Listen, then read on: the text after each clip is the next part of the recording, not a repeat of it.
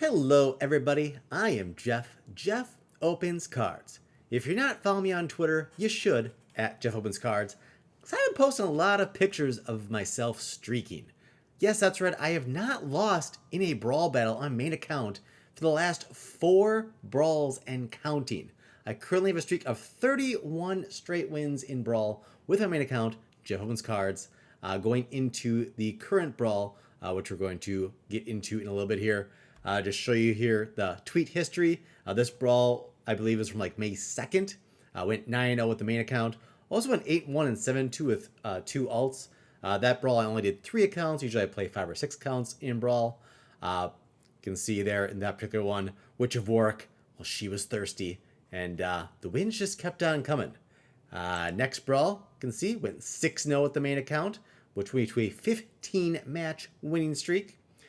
Brawl number 3 in the month of May. 3rd straight with no losses, 7 wins, 0 losses, 22-0 over the course of 3 Brawls. And the most recent Brawl from a few days ago went 9-0. Not all the frays were the same. I know this Brawl, at least, the one looking at the screen now, the one we're about to look at, they were both tier 2. These are all tier 2. But the current Brawl that we're about to show you and the one you see on the screen, those were each basically modern Gold League, just FYI. So 9-0 on that one, which means over the course of 4 consecutive Brawls, 31-0. Now, some of those opponents played level 1 summoners when they could have played higher level. There was a few fleas within there as well, I believe. But regardless, winning 31 straight matches in any kind, shape, or form is not very feasible very often. If I ever beat this streak, I will be very surprised. But the question now is, how far can we extend that streak from the 31? Well, let's get into this and find out, shall we? So, I've got 8 matches in this Brawl. Again, it is modern cast in Rift Watchers, basically. First match here, Quora is banned. Just FYI, I recorded these matches previously. I'm adding the commentary you see now after the fact. I wanted to have full focus to submit the matches to give myself the best chance of winning. And just FYI, during this team selection, you won't see the team on the side to know like the order if you're not paying attention. Just this is the best sizing for the majority of the video. Now I have to like try to figure out how to resize it while doing the battles as well. So hopefully you don't mind that fact. But you can see here, I think I was going with Possibilis. While Possibilis has generally been one of the cheaper legendary summoners of Chaos Legion, it's been one of my favorites, especially in Brawls. Pretty much in any league. Anytime there's like an opportunity or melee only rule set, especially, given that Possibilis gives them all trample, I just love, because you get a knockout, you get another hit in, which means if you're knocking out, say your opponent has 6 monsters and you knock out, before you knock out the last one, 5 knockouts means 5 extra attacks, essentially. Well, not necessarily, because I guess if you get 2 knockouts in one blow, you don't get the extra attack, but you get the idea. So I love using Isgard Vorst, I believe the name is. It'll be on the screen here again in a second. With opportunity. I use that one a lot for the Bloodlust and Gladiator rule sets with Possibilis. So yeah. And you can see this one also is a no-heal rule set and Cripple as well. So yeah, I think for this one I had 3 mana left, debating what I want to go with. And ultimately here I go with Pellicorp Bandit in the backmost of the lineup, I believe, just to help protect against their own sneak attacks. Because 6 speed and flying, while they could still Oko it, 1-hit knockout, it's decent protection. And I also love, I've been pairing a lot the Know the Just you see in the front lines there, as he has Rust. So using Possibilis with Trample, I don't want armor to get in the way. So using Know the Just has really helped with that as well. And having the Kraken, I believe his name is, in the second spot there has also been quite nice, as that gives my Know the Just melee attack as well. I don't typically have him in the frontmost line, but just what worked out in this one. And also worked out having Opportunity rule set, as that made my Martyr the first to fall to beef up my Opportunity attackers as well in the back. Granted, all the melee has Opportunity here, but still, you get the idea. I was a little worried at first, is because they had proper levels and stuff, which naturally is going to make it a little bit more difficult up front. But Once I got rid of a couple of monsters there, became pretty clear that this was going to be not too much of a challenge in the end. And we move on to 1-0, which puts us to 32-0 over the course of 4+ brawls and still counting. So on to brawl number 2 against Hanabi 380 of Moby Dick's crew. So this one, we've got, can have range in the front line attacking. We got blast, we got thorns. So I'm going to want to mostly, if not entirely, avoid playing melee here. And kind of assume that the opponent will as well. But with the blast rule set, also always nice to have a reflection shield, which you can see here. If I go with Kitty, I've got a lot of options with reflection shield, which I believe is what I ultimately go with here. As I kind of bounce around. So yeah, I'm bouncing around the different types here, just to see what my options are for reflection shield with each of the different splinter types before I lock one in. So there we go, Kitty and life. Because yeah, Corsair Bosun in the second spot there, quite nice. Got that 5 attack and reflection shield, so protected from the blast, and using the promo card there as well will give me a resurrect, which is always quite nice as well. I'm trying to remember what I use in the frontmost line here. We'll see in a second, I suppose. It's gonna be a little confusing for myself too, not be able to see the lineup as I selected here, but oh well. So I think I'm going with Pelco Bandit just to have some evasion potentially as well at that 5 speed and the flying, and figuring that they're not going to play much, if any, melee attackers. They should have some magic most likely. Some magical effect should pay dividends as well. Using a resurrect monster, I generally prefer to have something that has some armor and or void armor, but doesn't always work out the best. And 37 mana, well, that's not a small amount when using a summoner like Kitty. And you're down to 30 mana for up to 6 monsters. So 5 per monster on average. So kind of limits things anyways. But consider I ultimately go with 3 monsters with Reflection Shield. I did kind of mess up here using the 1 monster with melee there. The Celestial Harpy. As she will, inflict damage to herself when she attacks. But alas, our opponent was very melee heavy. And you can see here they only had level 1 summoner. So basically, as soon as the teams are revealed, if I see my opponent as a level 1 summoner, and I'm playing not a novice or even a bronze fray, I assume I'm going to win. I never guarantee, but the odds of those are generally quite high. So that match, not a whole lot to see there, but nevertheless, it is still a win, 2-0. You can see here just kind of showing off how the guild is doing as well. Well in line at that time for our 3rd straight victory in Brawl. And we're going up to Tier 3 for the next Brawl now to see if we can do better than the last couple of spots like we did the last time we tried Tier 3 months ago. But anyways, here we go with no range attackers. I think it was no legendary. I think Epic was allowed. I missed my hover over there if it was or wasn't allowed. But anyways, it's going to eyeball Kitty here again.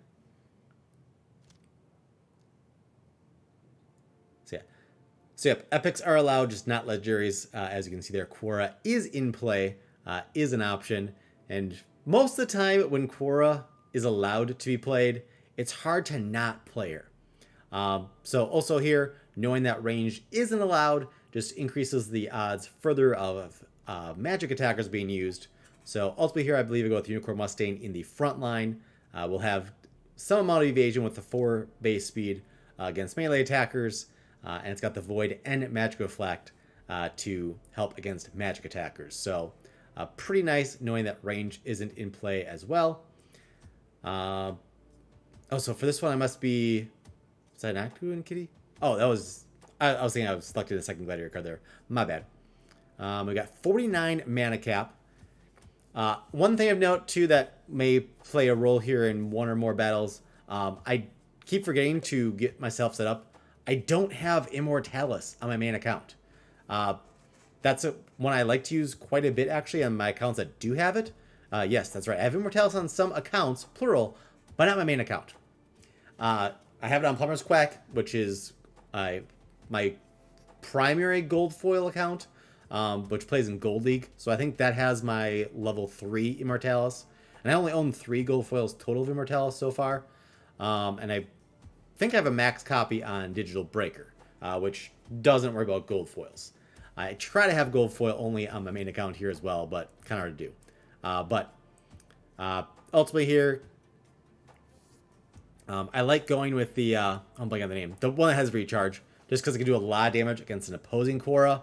And also went with the magic attacker that has Dispel, so if my opponent does get a Korra going, can dispel all of their Bloodlust as well. So here we got a couple of level 3 legendary summoners going head to head, so I know it's not going to be a gimme at least. But our opponent does have only two magic attackers, which with my Void and Magic Reflect is quite nice. Plus we reduced their magic attack with our Goblin Psychic, which has silence there in the back, though he doesn't survive for all too long. So there they get their magic attack back, and my Dispeller falls as well. I did go with the Scavo Technomancer, I believe the name is, which has Rust. While most of my attackers are magic attackers, Rust still doesn't hurt, and it has Blast, so not too bad for the mana cost, all things considered. And while things look like they could take a turn here, as our Korra didn't have too much backup left, ultimately they did not quite have enough firepower on my opponent's side to make it too dangerous. And now at this point, Korra is just mowing everybody down and bloodlusting away. Goes up to 6 for each of the attacks, and then finally 7 on the attacks, 9 speed, 14 health. We move to 3-0, and the streak extends to 34-0 through 4+ brawls. Now we're on to a lower mana cap, 17 mana cap, no armor and opportunity. I always get more nervous on these lower mana cap battles, just because I feel like RNG can be that much more detrimental, because you don't have basically if you have some bad RNG happen, you have less opportunity to compensate for it, or have RNG turn back in your favor. But here it looks like I'm going to ultimately go with Mylar Crawling, which has Thorns, if you don't know. And also only 3 mana. So a lower mana rule set is always nice to go with. And if I'm right, this is one that I was the most nervous with submitting. I'm going heavy on Katrubba Gobson, surrounding her with 2 Martyr abilities. And I think I'm going to stick the Mycelic Morphoid in the front. Possibly. Trying to remember how I use the Fungus Fiend here or not. One note, a lot of times in Brawls, even if I got the slot, I don't play my Fiends just because depending on how things go, that might just be an extra kill for your opponent's Bloodluster, which could be a difference as well. So in that regard, sometimes in Brawls at least, less is more. And I generally shy away from using my Fiends, even if I've got the space on the team to field them. Just because I don't want my opponent to get basically a free Bloodlust off. Let's see. Oh, okay. Yep. I do make a last second audible because I was not feeling very confident about that Katrubba Gobson. So this is one where I was hemming and hawing quite a bit. I was like, well, do I want to go wide or do I want to just solo and YOLO it, or what do I want to do here? So I think ultimately I am just going with the solo Korra here with no Fungus Fiend, I think. I may have gone Fungus Fiend, actually. I can't remember. I submitted these, what is it, like 7 hours ago at this point? But that feels like so long ago. So down to 20 seconds on the clock.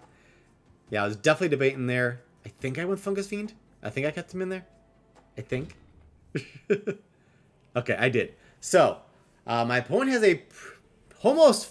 Well, actually, that is a full field. 5 backline, 1 front line.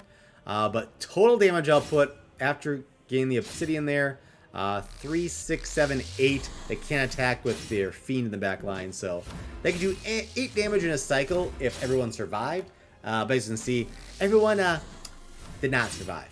And Korra is doing Korra things, just mowing everybody down, and amplified by the fact that Last Stand is in play with the Llama.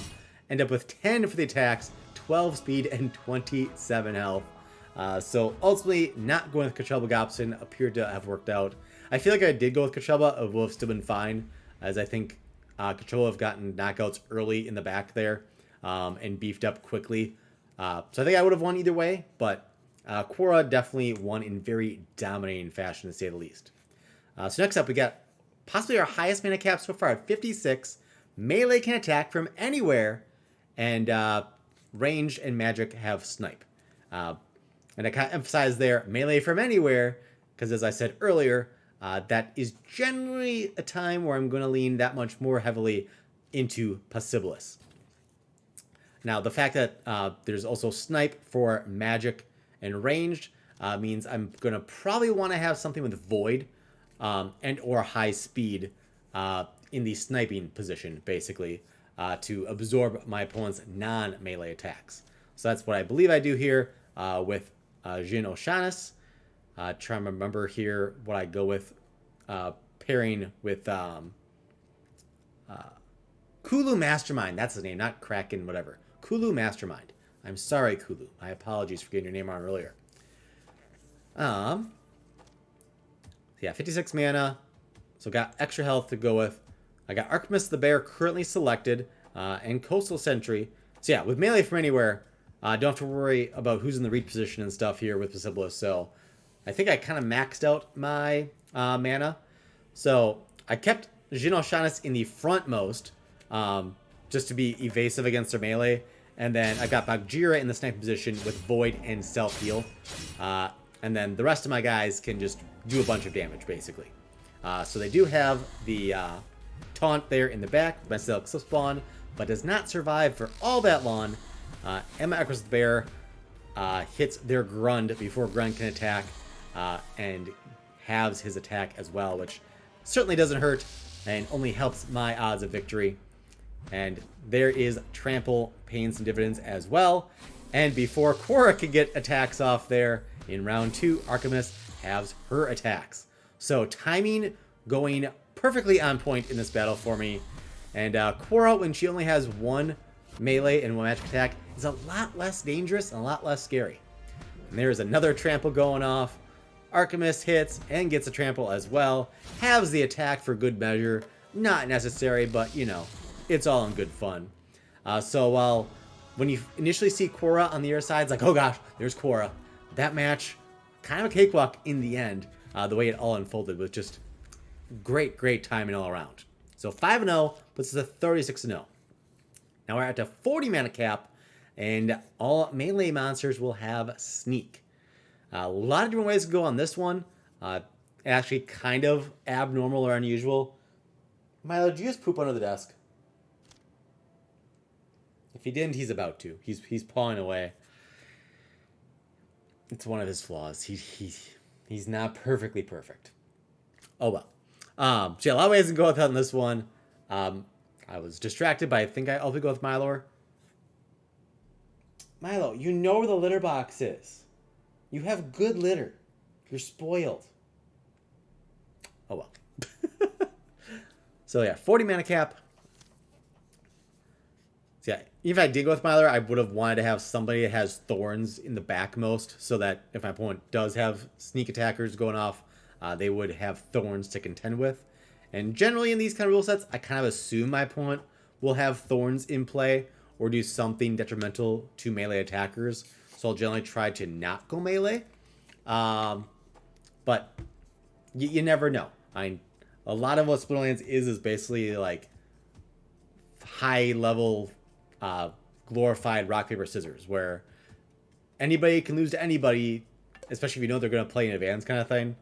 Like if I know my opponent's playing only Magic, when it's not like a Magic only rule set, and you're going to play Void or Magic Reflect heavily to be detrimental to them. But anyways, we do go with Mother Crawling.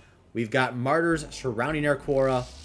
We've got our Unicorn Mustang in the front again to be evasive to some extent against melee and also cause issue for magic attackers. And one thing I didn't really bargain for or realize somehow, that within the secret rule set, Quora, which is a melee attacker and a magic attacker, she sneak attacks with both attack types, which I did not even realize or like, that wasn't part of my game plan, but worked out quite nicely. Because as you saw, my opponent had the the reward card, the Skull in the backmost, which has only 1 health, but a lot of armor. But Cora, sneak attack with magic attack, it kind of felt like I was cheating. So, Cora's magic attack working with the sneak made this batch way easier than it otherwise would have been. And made it just not a fair fight in the end here. So they do get another knockout there on my Martyr, which just makes Cora that much more beastly. And Cora goes to 7s on the attack, 8 speed, and 16 health. So at least a third time we've seen Cora get ramped up a decent amount here within this session. So we're up to 6-0. 6-0. That's 37-0, a streak of 37 straight wins. Ah, yes, this one. So 99 mana cap. This one, spoiler alert, I'm going to forget or ignore initially here that it's an equalizer rule set. So you're going to see me kind of focusing here on what has the most health or health and armor combo, just to withstand things, knowing that a lot of magic attackers don't have very high health. So I think initially here I put like 3 melee attackers in a row to start. Night Ghoul, Coral Lurker, and I think Undead Rex I threw in there at one point.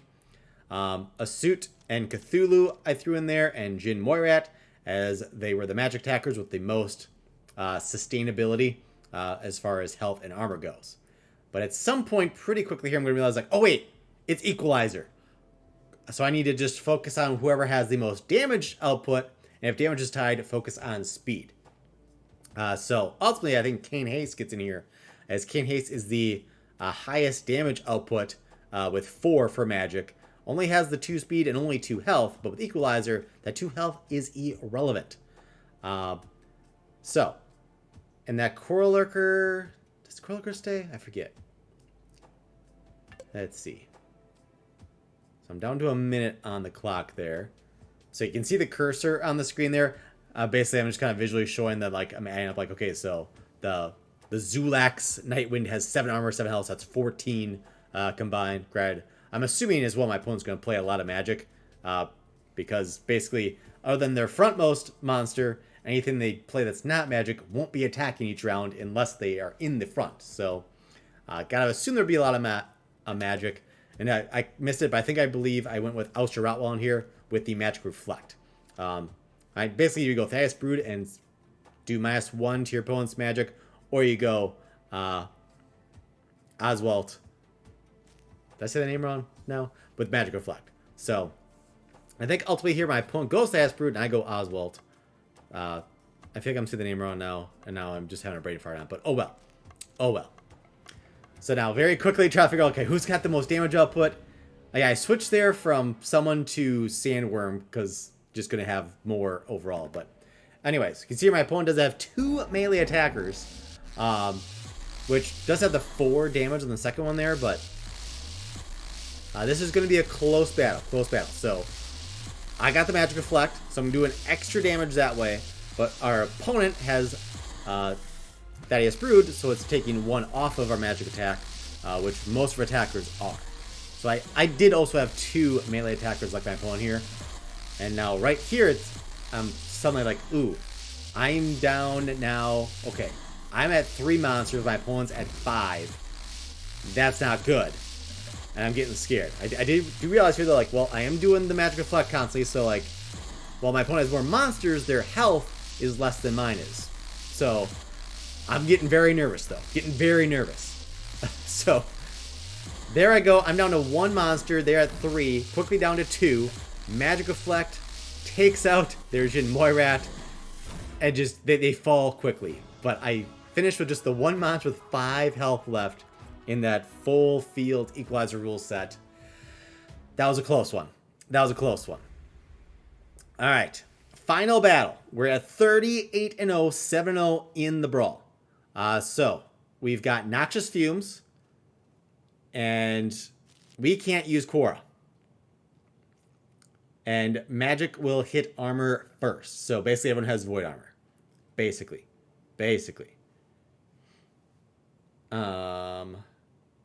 Is it no epics as well? No, I see Jin 12 there. Okay, so. Yeah, that first rule set you can't tell by the picture if it's Legendaries banned or Legendaries and Epics banned. So 49 mana cap. I think what I just went there with was Kitty, I believe. So looking at Jin Schwala, because with that Void Armor, that can do some work. Cleanse. Got to have someone with Cleanse here. As you can see, as I'm searching for it, Corsair Bosoon just is clutch in so many different scenarios between the Magic Reflect and Cleanse. Magic Reflect helps if there's a rule set that involves Blast. It helps if there's a Thorns rule set, as it protects against that. Cleanse helps with things like Noxious Fumes for our lead monster. So it's quite nice. Giranova will give everyone the extra health. Also has the Triage to help our sustainability in this Poison rule set. And I think we're going to go with the Soulbound card as well that has immunity, I believe. Rook Skyclaw might get in there as well. Dun dun dun dun. 45 seconds left on the clock. Yeah, Evelyn Avera. I think I put in the last spot just in case, like, goes down to the wire. She would not be getting with poison if our opponent has sneak. She's got Thorns, so it helps with that as well. Card I may have never played before, actually. Granted, I only manually play Brawls right now. I haven't been doing tournaments, and ranked is handled by the bots currently, so yeah. 15 seconds on the clock. I think I've got like one spot left. Okay, so I haven't chosen Evelyn yet. That's who I go with for my last monster, I believe, then. And then you'll see here as I submit, the opponent has not yet submitted, so I had to keep OBS open on pause until they actually submitted. So this is now like 2 hours later. So they have Immortalis. That's something I said I do not have.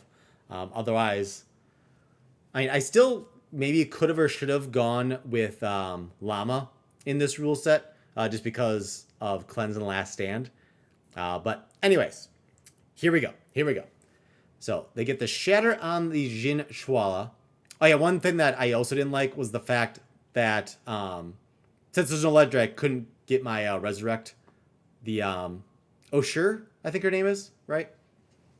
Which would have been nice as well. But I did throw the Marks Rat in there, knowing that with Poison, he's only goes 5 so long, so he's going to pay some dividends for sure ultimately here.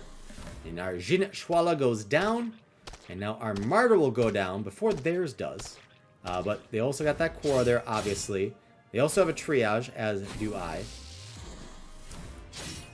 And suddenly here, it's not looking too amazing. The Rook Skyclaw, the fact that it has Snipe, not really doing me any favors here, actually. Unfortunately for me, as now she will also go down. And now the writing is quickly on the wall here now. Yeah. The streak. The streak has ended. On the final battle by Dizzy Pascal, it all ends. It all ends. So Dizzy Pascal, props to you. You were the first person to beat me in 39 matches, as I was on a 38 match win streak, possibly more, because I don't know if I won the last 1, 2, or none of the Brawl before the win streak started.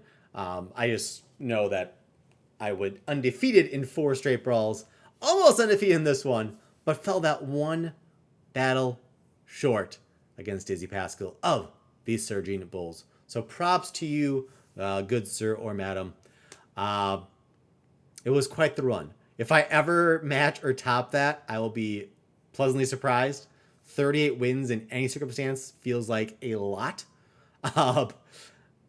In a way, I'm kind of glad it's over, though. Just take that pressure off. Also made it that much easier for me to decide to bump our Brawl back to Tier 3. Because if I had the win streak still going, it's like, well, I want to go Tier 3, but I also want to see how far I can keep this win streak going in Tier 2. So ultimately here, the guild will be in Tier 3 for the next Brawl. So if you're in Tier 3, look out for JeffOpensCards and his crew. We're coming for you. But it was quite the run. Lots of fun. And maybe I'll do it again sometime. Hope you guys enjoyed this. If you guys want to see more battles and more content like this, I do some battles via the shorts as well, short form content. But this is possibly my first ever long form content of battles. So if you want to see me do like this for Brawls more often or any other battles, let me know. I have been wanting to do certain kinds of battle-based content that I have a lot of ideas up here, but some of it just takes more time and effort than I have available to myself right now. I don't want to spill the beans on have some people steal my ideas, but um, I do have. I'm not short on ideas. Just a matter of time and skills and ability to make certain things happen. But, anyways, this video is long enough. Hopefully, you guys enjoyed. The streak is over. But it was fun streaking while it lasted. So thanks for watching, subscribe, and all that good stuff. And I'll see you next time, whenever and wherever that may be. And if you need a guild, we're kind of near or at capacity now, but there's still a few that are replaceable that aren't currently active. So if you're looking for a guild that's now going to be in tier 3 brawls, JeffOpensCards crew is my guild. So that's that. See you next time.